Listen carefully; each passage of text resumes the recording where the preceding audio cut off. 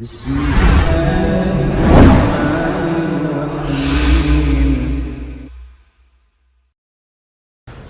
alhamdulillah. Wassalatu wassalamu ala asrafil anbiya'i wal mursalin wa ala alihi wa sahbihi wa man tabi'ahum bi ihsanin ila yaumiddin. Amma ba'd. Kita lanjutkan kembali pembacaan Al-Aqidah Al-Wasithiyah. Kemarin sampai sedikit penjelasan terkait masalah hidayah. Maka hidayah terbagi menjadi dua. Yang pertama hidayatul irsyad, yaitu bayan, menjelaskan. Dan ini Allah Subhanahu wa taala itsbat, Allah tetapkan untuk Nabi Muhammad SAW bahkan untuk selainnya. Yang terpenting karakternya itu menyampaikan, memberi penjelasan, mengarahkan, membimbing. Ya, semua orang bisa. Yang istri menyampaikan kepada suaminya, suami menyampaikan kepada istrinya, kepada anaknya, kepada kerabatnya dan seterusnya. Itu disebut dengan hidayah apa? Irsyad. Adapun yang kedua itu hidayah apa? At-taufiq. Ya, taufik itu berarti Allah yang membantu dia untuk mengerjakan sesuatu yang tadi dijelaskan, yang dipaparkan. Dan ini terikat dengan ya masyiahnya Allah, terikat dengan hikmahnya Allah Subhanahu wa taala. Kalau memang ada kejujuran di dalam hatinya, ingin menjalankan apa yang telah dibimbingkan, maka Allah akan memberikan hidayah apa? At-taufiq. Makanya disebut hidayah taufiq biyadillah, di tangan Allah Subhanahu wa taala. Kemudian kita lanjutkan. Kalau PDF halaman berapa itu? Sekitar 50-an ya. Kita lanjutkan, kita masih di syarah muqaddimah. Alhamdulillahilladzi arsalahu bil huda wa dinil haq. Nah, sekarang kita mau mensyarah kata ad-din. Qala al-mu'allif rahimahullah, ad-dinu ya'ti li'iddati ma'anin. Kata ad-din ya sudah jadi bahasa Indonesia belum? Din. Nah, kalau di masjid-masjid apa ini bahasa syar'i ya. Ya suka keluar tuh kata din atau dinullah. Datang di dalam bahasa itu memiliki beberapa arti. Minha diantaranya wal al jaza'u, artinya jaza, balasan. Jadi ad-din jangan diartikan ya agama terus secara bahasa, tapi ada yang bermakna al jaza'u, yaitu balasan atau ganjaran. Dalilnya kama fi qauli ta'ala, sebagaimana di dalam firman Allah Subhanahu wa taala yang sering kita baca, maliki yaumiddin. Siapa yang dulu mungkin wah, masa Allah raja hari agama? Karena din selalu identik artinya apa? Agama. Jadi ketika baca maliki yaumiddin berarti raja hari apa? Agama. Enggak. Din di sini artinya al-jaza, balasan. Allah itu malik, raja. Ya, yaumiddin, hari pembalasan.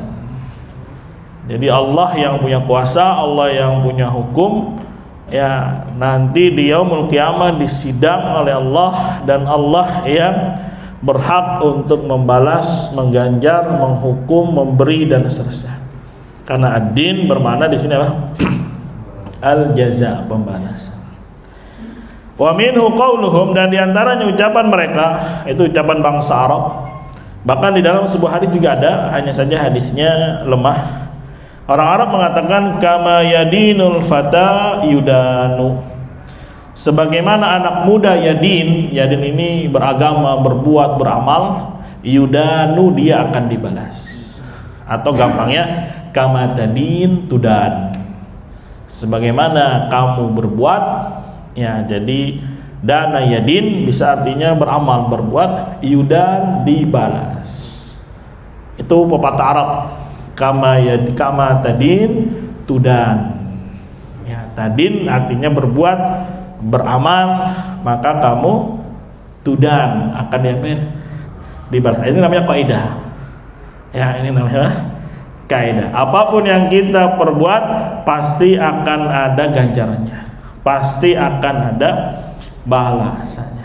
Akhirnya dibikinlah kaidah oleh bangsa Arab, kama tadin tudan. Sebagaimana engkau beramal, berbuat, maka engkau akan dibalas sesuai dengan perbuatannya. Faman ya'mal mithqala dzarratin khairan yara wa man ya'mal mithqala dzarratin syarran yara. Ya, sekecil apapun, bahkan disebutkan ya dzarrah. Ya, ada banyak tafsirnya, ada yang menafsirkan biji sawi, ada yang menafsirkan biji atom, ada yang menafsirkan semut kecil di langit atau di malam yang gelap gulita berada di atas batu yang hitam. Ya, andai ada amal sekecil itu, ya bisa jadi berupa niat, maka dia akan melihat balasannya kelak di yaumul qiyamah. Kama tadin tudan. Ya, ya udah, makanya terus semua amal akan dihisab oleh Allah Subhanahu wa taala. Makanya enak kalau masuk surga bi ghairi hisabin wala adzab. Bonus ini. Ya, kalau orang ada audisi nyanyi, ya dapat dia? Golden ticket. Udah nggak usah dites-tes lagi sudah. Langsung dia masuk ke langsung ke seleksi dan seterusnya. Ya, begitu juga orang masuk surga, ada yang modelnya ya masuk surga bi ghairi hisabin wala adzab. Semoga Allah Subhanahu wa taala jadikan kita termasuknya. Amin ya rabbal alamin. Wa minha, ada di antara maknanya, ini makna yang kedua adalah al-khudu'u wal inqiyadu. Khudu' artinya tunduk. Ya, inqiyad sama semakna, tunduk patuh. Ya, khudu' tunduk, inqiyad patuh. Yuqal dana lahu, ada kalimat orang Arab mengatakan dana lahu. Maknanya adalah dzalla wa khada'a. Dzalla itu merasa hina, khada'a merasa tunduk patuh. Jadi kalau ada orang Arab bilang dana lahu, misalkan dana Zaidun li amrin, berarti Zaid merasa hina di hadapan siapa? Amar. Ingat ya, kan kita lagi bicara bahasa nih. Biasanya kalau ada bahasa kasih sampel kalimat. Sampel kalimatnya dana lahu. Berarti artinya apa? Dzalla wa khada'a. Dzalla artinya hina. Khada'a apa? Tunduk. Wa yuqal, dikatakan juga danallaha, dibacanya danallaha maf'ul bih. Jangan hu. Ya, jangan apa? Jangan hu. Bikadza, dengan sesuatu. Maksudnya dia, siapa kayak terserah Zaid, tunduk kepada Allah dengan ini. Itu kalimatnya. Anda bikin kalimat misalkan dana Zaidun Allaha bikadza. Berarti Zaid tunduk kepada Allah dengan ini, dengan sesuatu. Ya, berarti dana di sini bermakna apa? Tunduk, patuh, merasa hina. Au kadza, atau dengan ini, bimakna berarti artinya ittakhadhahu dinan ya'buduhu bihi. Dia menjadikan sesuatu ini sebagai agama dia, sebagai amal dia, yang dia menyembah Allah dengan amal tadi. Makanya ya, setiap orang yang menjadikan sesuatu merasa hina di hadapan sesuatu, maka itulah agama. Ya, itulah din. Contohnya orang Nasara misalkan, ya menjadikan sesuatu ini dari amal-amal dia untuk tunduk di hadapan Yesus misalkan. Ya, berarti disebut agama itu. Agamanya apa? Nasrani. Misalkan kita menjadikan salat untuk kita tunduk patuh kepada Allah Subhanahu wa taala. Nah, ini sebuah karakter yang disebut dengan ad-din. Yaitu sebuah kerendahan, sebuah ketundukan, sebuah kehinaan. Makanya disebut din, agama. Ditambah lagi dinul Islam, berarti agama apa? Islam yang berisi berserah diri lagi, ditambah lagi ya ketundukan yang betul-betul pasrah kepada Allah Subhanahu wa taala. Lanjut. Wal muradu bid-dini huna, dan yang dimaukan dengan agama di sini yaitu secara syariat. Kalau tadi kan secara bahasa, kalau sekarang secara apa? Syar'i. Jami'u ma arsalallahu bihi Rasulullah sallallahu alaihi wasallam. Seluruh apa yang Allah mengutus Nabi Muhammad dengannya. Jadi Allah mengutus Nabi Muhammad dengan apa? Yaitu agama. Maka diperjelas di sini minal ahkami wasyara'i, berupa hukum-hukum dan syariat itu ibadah. Lihat nih fikihnya ya Khalil Harras, bahwasanya agama ini tidak lepas dari ahkam dan ibadah. Karena dua ini yang selalu digandengkan oleh Allah, tidak boleh menyekutukan Allah dalam hukum dan tidak boleh menyekutukan Allah dalam ibadah. Dalam surat Al-Kahfi. Ya, mulai sedikit masuk merembet nih masalah syirik ahkam. Ya, jadi mengganti hukum Allah Subhanahu wa taala dengan hukum buatan manusia itu termasuknya syirik besar. Sama seperti orang yang melakukan apa? Syirik di kuburan. Ijma. Untuk siapa? Yang membuatnya. Yang membuatnya. Yang kedua untuk siapa? Yang mengesahkan. Yang ketiga yang menjalankan. Maaf. Ya, ini kaidahnya yang penting benar dulu. Nanti nggak semua orang dipukul rata. Berarti yang membuat kan DPR. Berarti DPR semuanya. Emang antum tahu siapa yang bikin? Dan DPR juga banyak komisinya. Ada komisi 1, 2, 3, 4, 5. Nggak semuanya merancang hukum. Ya, ada yang merancang hukum mengganti hukum Allah. Ada yang memang merancang masalih mursalah, maslahat yang sifatnya apa? Berkesinambungan.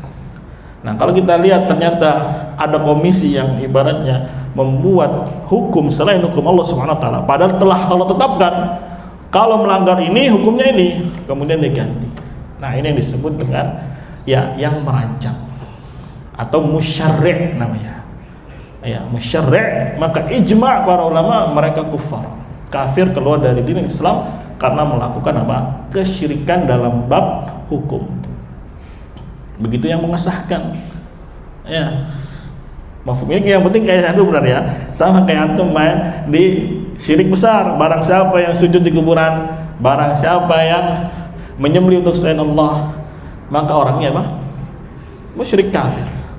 Tapi apakah kita berarti memukul semua orang? Kan kita nggak tahu sampai kita lihat memang dialah pelakunya. Ya sudah, kalau nggak tahu pelakunya kita main kaidah umum. Barang siapa yang melakukan pembuatan syariat seperti ini yang disebut musyarri', maka hukumnya apa? Kafir, musyrik, karena dia telah melakukan syirik besar dalam hukum.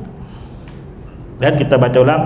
Jadi din adalah sesuatu, segala sesuatu yang Allah mengutus Nabi Muhammad SAW membawanya, berupa hukum-hukum dan syara'i. Syara'i itu ibadah, puasa, sholat, haji. Jadi agama ini terdiri dari dua ini, ahkam, hukum, dan apa? Syariat. Nggak bisa lepas dari ini. Makanya kesyirikan diikat dengan dua ini. Ya, wala yusyrik bi ibadati rabbih ahada. Ya, jangan dia menyekutukan Allah ya di dalam ibadahnya seorang pun. Kemudian di Al-Kahfi juga Allah katakan wala tusyriku fi hukmihi ahada. Dalam riwayat qiraah wala tusyrik pakai sukun, berarti larangan. Dia atau kamu tidak melakukan syirik dalam hukum kepada siapapun ya selain Allah Subhanahu wa taala. Cuma dua ini di dalam apa? Al-Qur'an Allah melarang kesyirikan. Syirik ibadah dan syirik apa? Ahkam. Ya, sekali lagi bukan berarti mengkafirkan semua manusia, tidak. Kita bermain kaidah yang penting kaidahnya benar. Ya, mungkin nanti di suatu saat ya antum tahu oh ini orangnya musyarri'. Ya sudah, memang dia telah melakukan apa? Ya, kesyirikan besar. Karena ada yang menuduh berarti kau main kopar kafir katanya. Semua orang habis kan. Ya, ini kan nggak meninjau masalah sesuai dengan plotnya, sesuai dengan kondisinya. Bisa dipahami ya? Jadi jangan ragu, jangan apa namanya? Kan ragu, jangan jadi panik lagi. Wah, udah ketahuan ini benar-benar khawarij berarti ini. Ya, kalau kemarin masih hukumnya syirik-syirik akbar ini kuburan. Sekarang dijelasin masa syirik apa? Hukum tasyrik, wah bener kan? Pasti nih ujung-ujungnya adalah kesana kan gitu. ya, insyaallah. Lihat ya, jadi agama adalah jami'u ma arsalallahu bihi Rasulullah sallallahu alaihi wasallam minal ahkami wat tasyri'i.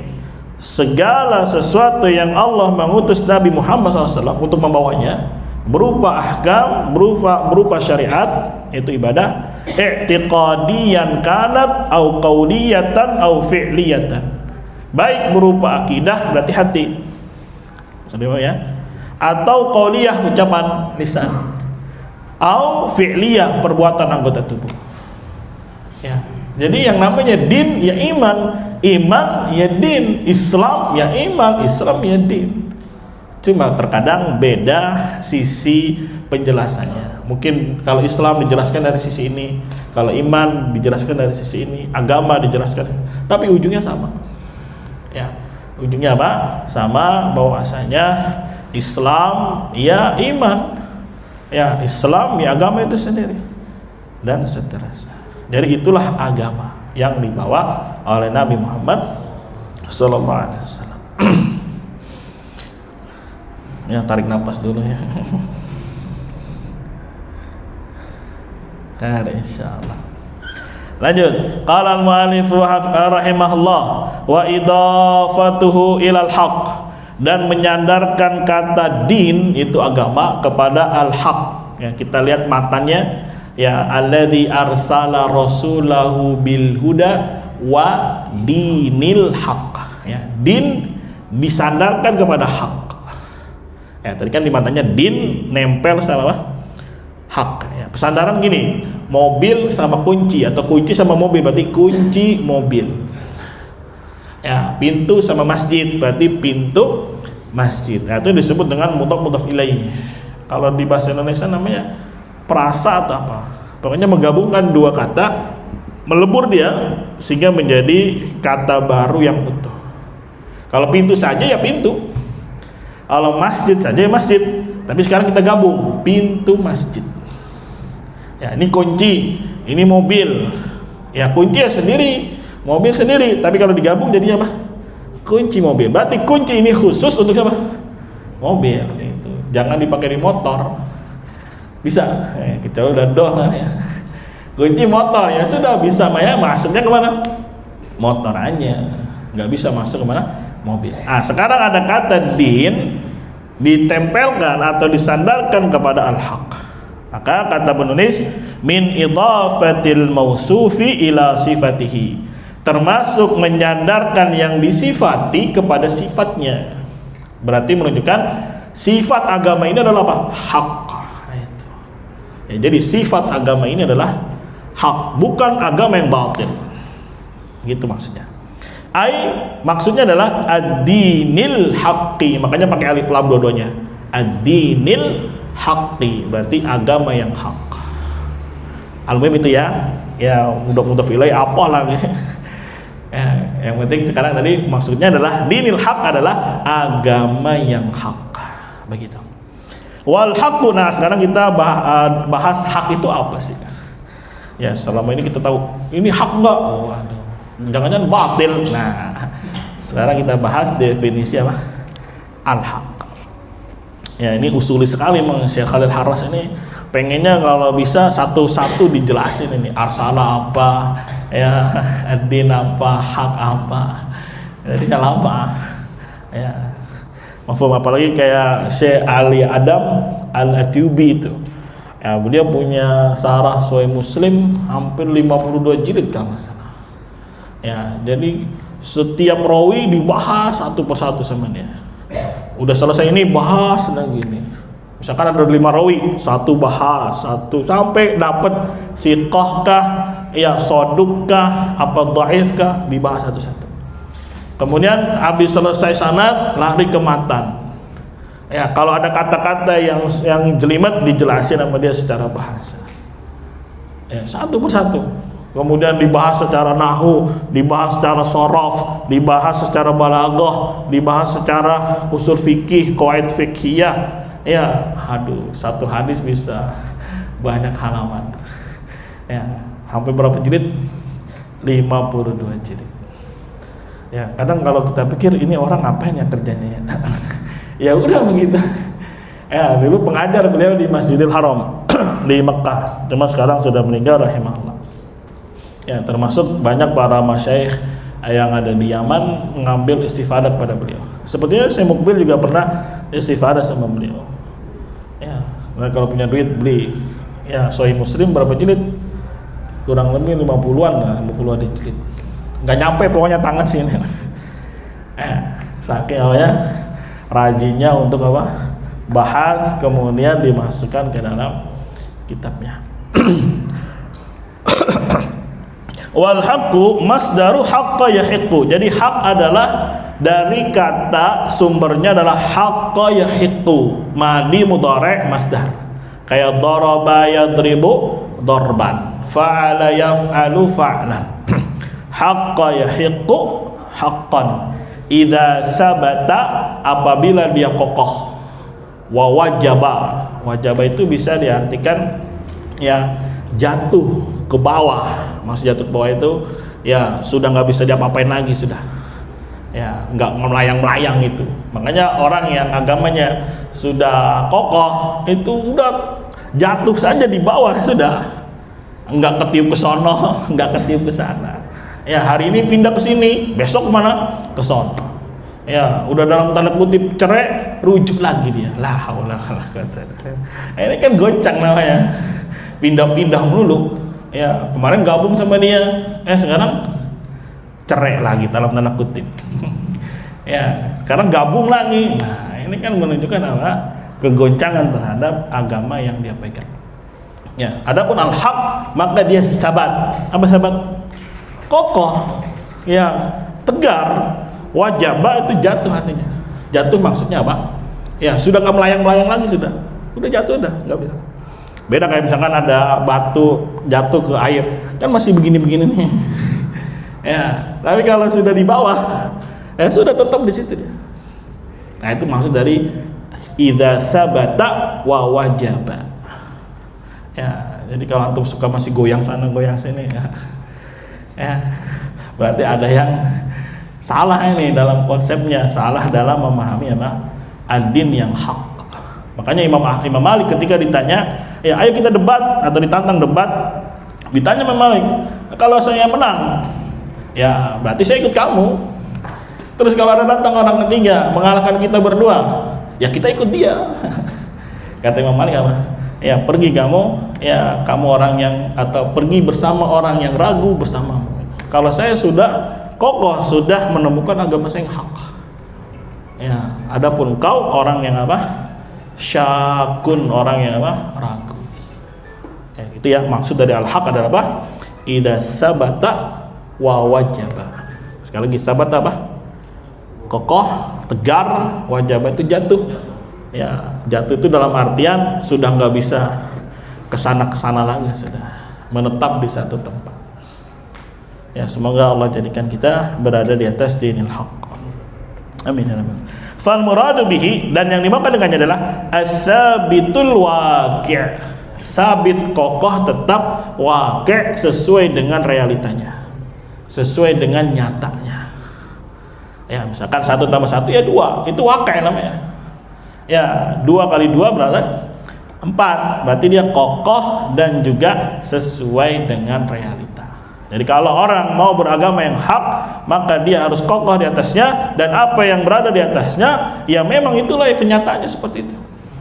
Sebagaimana yang dibawa oleh Nabi Muhammad SAW, sebagaimana yang dibimbingkan oleh generasi salaf, maka itulah disebut ya agama yang hak, akidah yang hak, iman yang hak, ya dan seterusnya.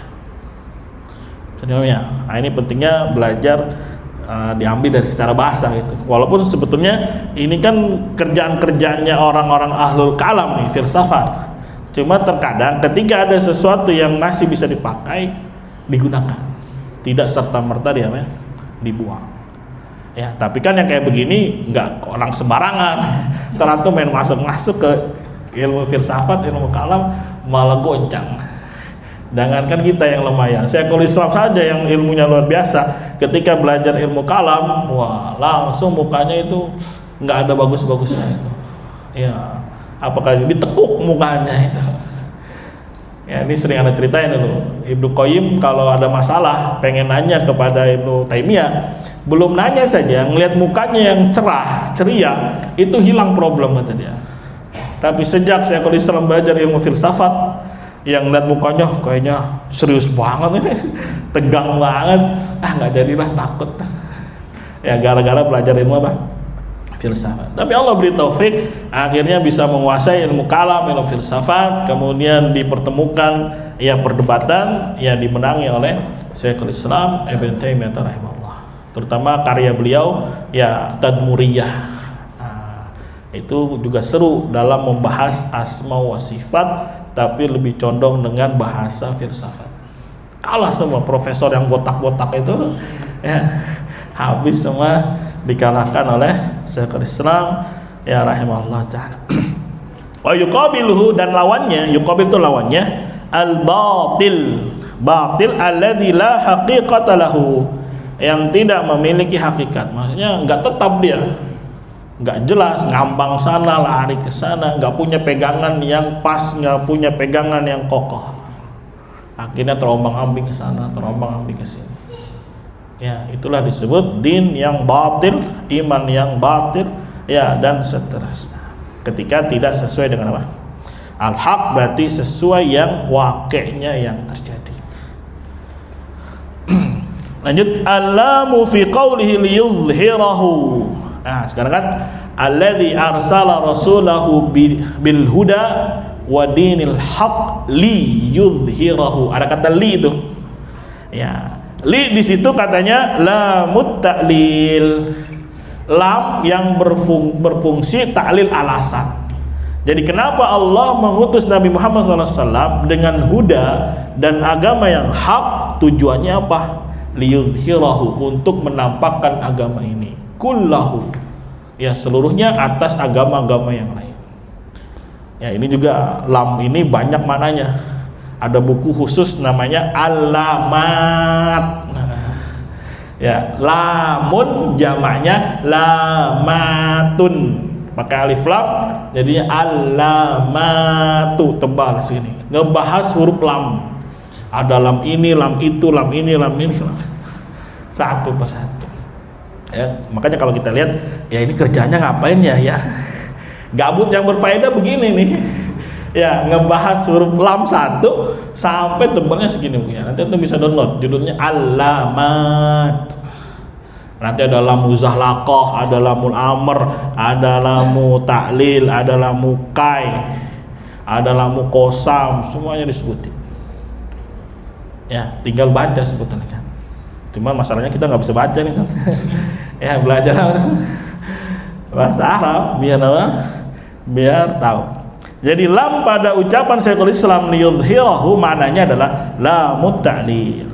Sama kayak wa ma khalaqtul jinna wal insa illa liya'budun.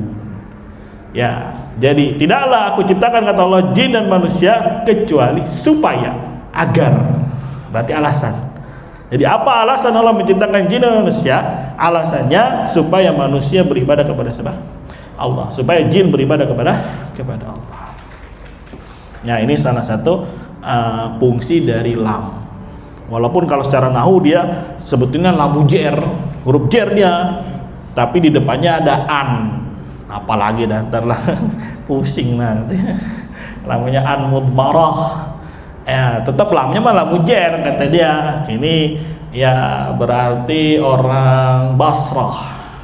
Kalau orang Kufah ya bilang ya udah lamu ta'lil sudah. Ya, kalau orang Basrah tetap apa kebalik nanti di murojaah. Wa hiya muta'alliqa bi arsala, dan lam ini terikat dengan kata arsala. Maksudnya apa? Kenapa Allah mengutus? Alasannya apa Allah mengutus? Gitu. Liyudhhirahu, untuk menampakkan agama ini atas agama-agama yang lain. Gitu. Wa huwa minadz zuhur, maka kata yudhhir itu dari kata zuhur, bimakna al-ulu wal ghalabah. Ulu itu tinggi, ghalabah menang. Ya, makanya dulu ada istilah, bukan dulu ya, sampai sekarang juga, hubbuz zuhur, cinta zuhur, berarti cinta ketenaran, cinta ketinggian, cinta ingin mengalahkan. Nah, ini banyak menyakiti para thalabatul ilm. Ya, hasad, hubbuz zuhur, ini bukan orang bodoh yang dikenai, bukan orang bodoh yang tertimpa, tapi orang-orang yang memiliki apa? Ilmu.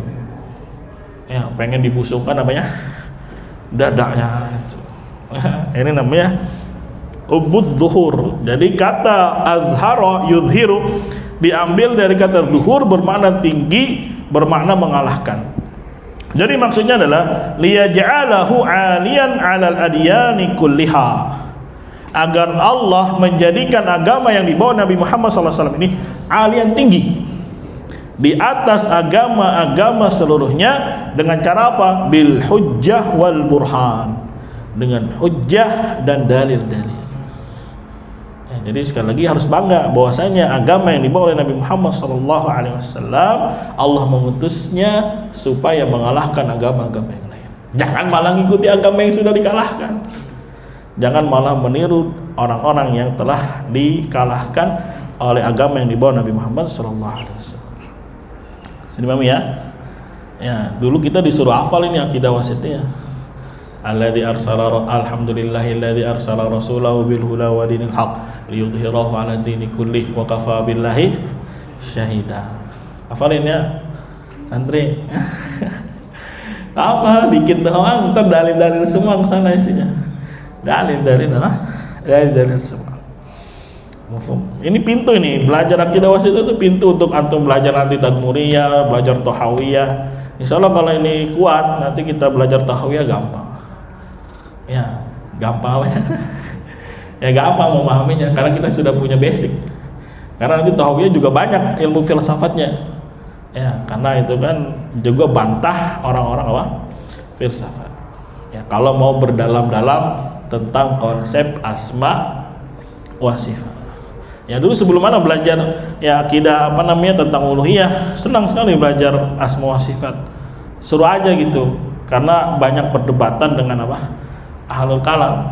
Terlebih lagi di framing, wah kalau antum bisa asma wa sifat top berarti itu. Ya udah semangat itu. Ternyata pas masuk pusing. Ya, ada nahunya, ada mana? Sorofnya, ada balaghahnya.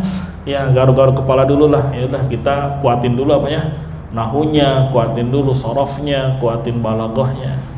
Nah, baru betul-betul terbuka gitu. Karena kita punya alatnya. Semakin banyak alat yang kita gunakan, insya Allah semakin mudah untuk memproduksikan kita. Ya, coba antum mau berkebun, cuman punya cangkul, ya ada hasilnya, tapi mungkin lelah, capek. Tapi kalau industrinya, perkebunannya, teknologinya luar biasa, wah, pakai kontraktor, pakai apa? Traktor yang besar. Ya kalau panen nggak usah pakai orang, pakai apa? Mesin, tinggal digoyang, langsung duduk, jatuh semuanya. Kan cepat jadinya produksinya. Ya begitu juga di dalam ini. Anda bahas yang lagi jelimet-jelimet ya asma wa sifat. Tapi kalau ini diterapkan nanti ke uluhiyah, waduh, kalau mau belajar uluhiyah harus nahu sorobnya dulu lagi. Nanti nggak mau belajar lagi. Enggak, gampang belajar. Ya, al-uluhiyah nggak bisa nahu, nggak bisa sorob juga, insyaallah ta'ala mudah dipahami. Makanya kemarin kata Syekhul Islam, ya termasuk perkara khafiyah adalah memahami al-asma wa sifat. Tapi tidak semua ya, tidak semua nama, tidak semua apa sifat. Kita lanjutkan wa al fiddin, dan kata alif lam pada kata ad-din liyudhhirahu 'ala ad-dini lil jins. Jin itu jenis. Fayadkhulu fihi kullu dinin batil, maka masuk di dalamnya semua agama yang batil, yang harus dikalahkan, yang harus Islam menang di atasnya. Wa huwa ma'adal Islam, dan dia itu selain Islam. Jadi selain Islam dialah agama yang batil yang harus dikalahkan. Tapi dengan apa? Hujjah dan burhan. Ini untuk masa sekarang ya. Kalau masa dulu luar biasa dengan pedang. Sekarang sanggup dengan pedang. Makanya ketika Nabi SAW wafat, ya semangat ya para sahabat untuk menegakkan Islam, menang Islam ya di seluruh penjuru. lari ke Persia, lari kemana? Ke Syam, Romawi, lari ke Afrika, ke Andalus dan seterusnya. Ya, luar biasa. Akhirnya Persia dikalahkan, Romawi dikalahkan. Kalau sekarang, ya begitulah. Ya, mafhum. Maka ya kalau nggak bisa pakai pedang, ya sudah belajar saja. Bahkan kata saya Mukbil, Amerika itu nggak takut sama kita karena punya persenjataan kuat, tidak. Tapi takut dengan orang-orang yang memegang pena, memegang buku. Ngapain? Belajar. Ya, kembali lagi mempelajari din Islam yang hak. Itu yang ditakuti oleh musuh-musuh Islam. Dah, lanjut. Asy-syahid sekarang. Tadi kan waqafa billahi syahida. Dan cukuplah Allah sebagai saksi. Syahid dari kata fa'il, wa huwa mubalaghah min syahida. Mubalaghah itu artinya yang berlebihan dari kata syahida. Wa huwa imma minasy-syahadah. Syahida ini bisa diambil dari akar katanya syahadah. Berarti bermakna al-ikhbar, memberi kabar. Wal i'lam, memberi pengumuman. Makanya disebut saksi. Kenapa dia diambil jadi saksi? Karena dia yang akan mengabarkan tentang peristiwa. Karena dia yang akan mengumumkan kejadian. Makanya dia disebut apa? Saksi. Au minas syahadah, atau dari syahadah juga, tapi bermakna hudur, hadir. Jadi syahadah ada dua arti. Ikhbar dan i'lam dan hudur. Ya, dan kedua-duanya tidak saling bertentangan. Kita udah masuk nama syahid belum nih? Udah ya? Lupa lagi ya, ini kebanyakan pelajaran atau kebanyakan ya. Alhamdulillah. Ya, syahadah itu dua arti. Yang pertama memberi ikhbar, pengkabaran. Yang kedua bermakna hadir. Tapi jangan dipahami berarti Allah hadir menyatu dengan makhluknya, tidak. Ya, hadir dalam bentuk pertolongan, hadir dalam bentuk penjagaan dan seterusnya. Wal makna wa kafa billahi syahida artinya adalah, ya, maksudnya apa tafsir dari wa kafa billahi syahida? Artinya adalah mukhbiran bisidqi rasulihi. Allah mengumumkan, Allah mengabarkan akan kebenaran utusannya. Nanti dengan cara apa? Ya, dengan cara beri mukjizat, dengan cara ditolong dan seterusnya. Kemudian atau artinya hadiran muttali'an la yaghibu anhu syai'. Atau Allah itu hadir, menyaksikan, mengawasi, tidak ada sesuatu pun yang luput dari pandangan Allah Subhanahu wa taala. Dan kedua-duanya hak, tidak ada yang rusak. Makanya kata Khalil Harras setelahnya, wal ma'na al-ijmali, makna secara umum di atas, lima taqaddam berarti yang di atas, anna jami'a awsafil kamal, bahwasanya semua sifat-sifat sempurna itu sabitun lillah, telah tetap untuk Allah. Baik Allah mengumumkan kejujuran utusannya yaitu Nabi Muhammad, atau Allah hadir menyaksikan. Tapi sekali lagi, hadir menyaksikan bukan berarti menyatu, tapi Allah mengawasi, Allah menjaga. Ala akmalil wujuh wa atammaha, sesuai sisi yang paling sempurna dan yang paling indah. Jangan dipahami serupa dengan makhluk. Ya. Jadi waqafa billahi syahida berarti apa? Cukuplah Allah yang akan membuktikan nanti akan kebenaran agama yang dibawa oleh Nabi Muhammad, dan cukuplah Allah yang mengawasi, yang memantau, yang menjaga, yang melindungi.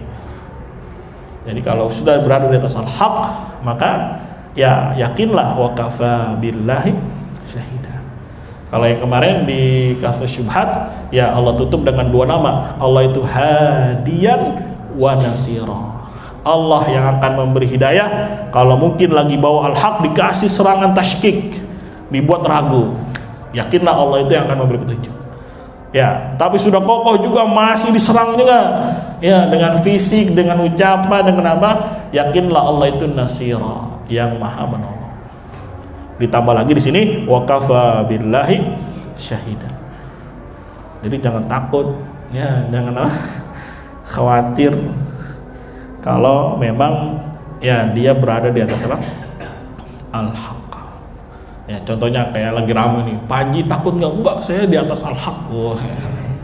Ya, kenapa? Menurut keyakinan saya. Berarti kalau salah ya tolong dibenarkan, tapi kan menurut keyakinan saya. Ya, al-muhim setiap orang yang berada di atas al-haq, maka yakinlah Allah ya hadi, Allah nasir, dan Allah apa? Syahid. Kalau diserang, dikirimin terus di WhatsApp-nya, nih ulama ini ngomong begini, ya minta hidayah kepada Allah Subhanahu wa taala. Ya, minta penjelasan, tanya siapa yang ngerti. Ini maksudnya bagaimana sih ulama ini ngomongnya begini? Ya, minta kepada Allah Subhanahu wa taala diberikan jalan keluar bagaimana maksudnya. Itu dengan melakukan asbab. Ya tanya asbabnya kepada orang yang paham. Sudah ngerti juga tapi malah dikucilkan, malah diomongin dan seterusnya. Yakinlah Allah itu apa? Nasir. Ya, Allah yang akan menolong dia. Kemudian apa? Ya, cukuplah Allah sebagai saksi yang akan membuktikan kejujuran dia, membuktikan bahwasanya dia di atas al-haq. Walaupun tidak hari ini. Ya, walaupun tidak apa? Saat ini, bisa jadi nanti dan seterusnya.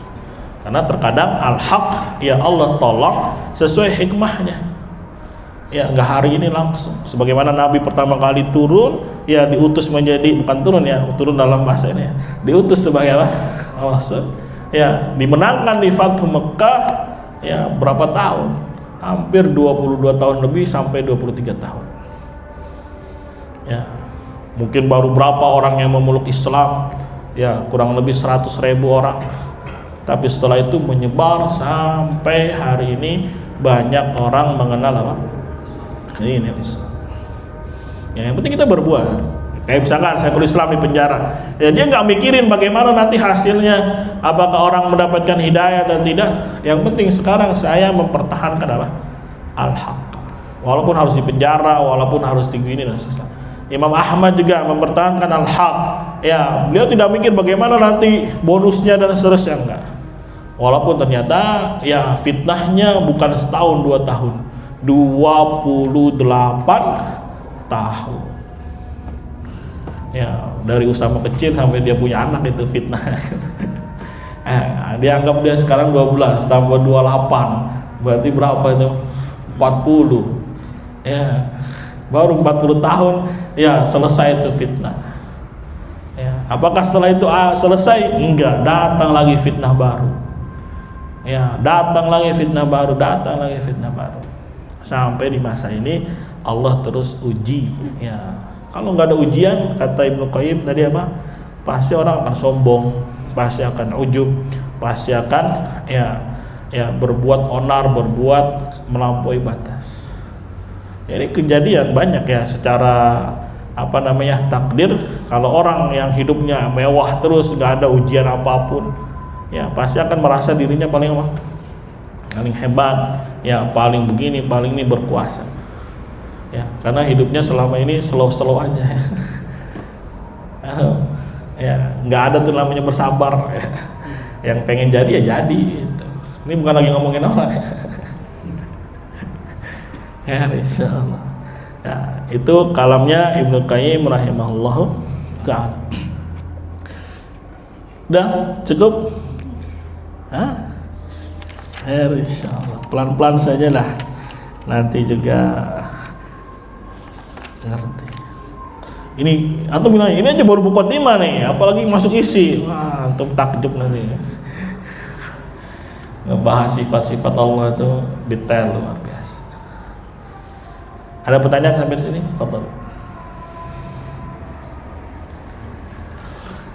Fadhal yang mau bertanya. Ira, nanya Ira. Enggak ada. Iya, Pak. Ini Bapak Masya Allah nih langganan ini.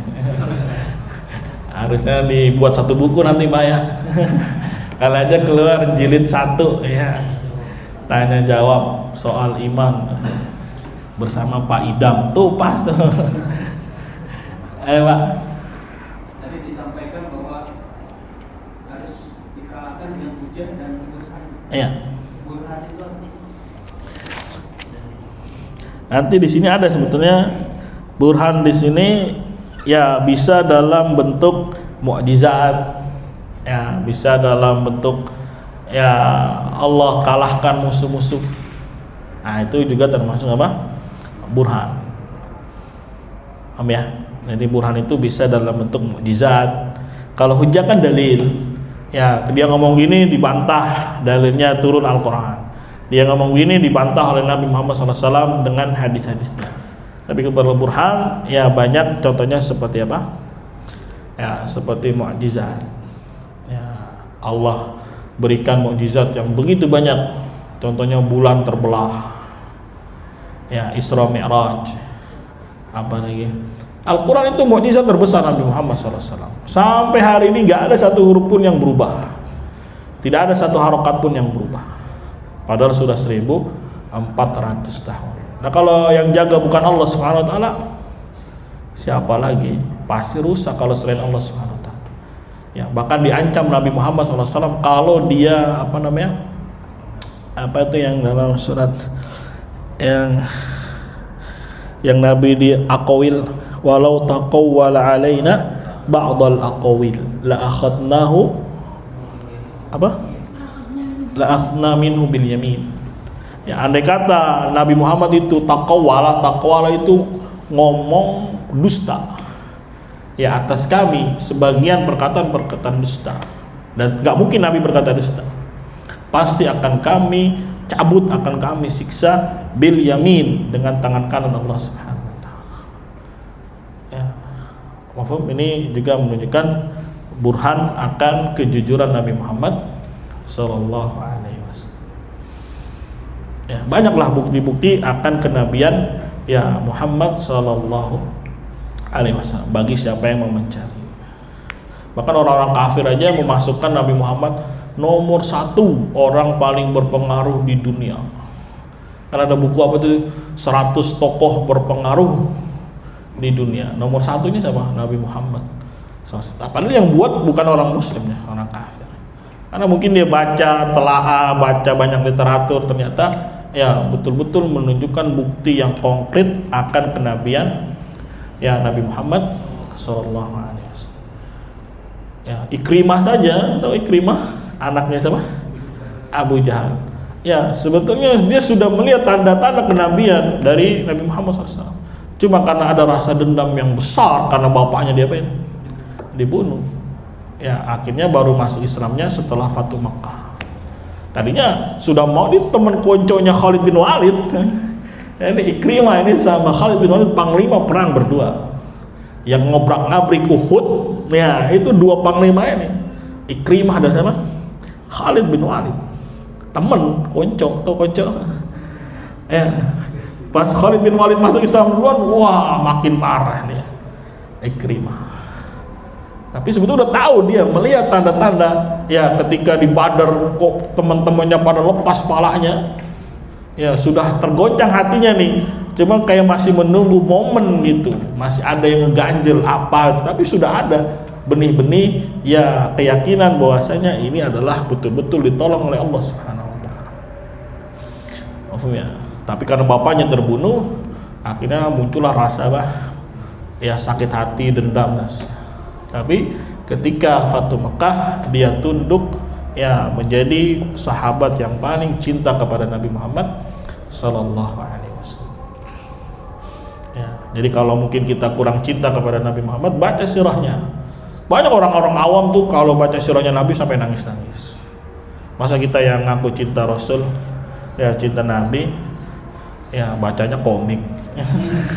Misal bacanya novel. Ya, atau Ustadz ngaku sunnah tapi bikinnya novel. Ini gimana ceritanya?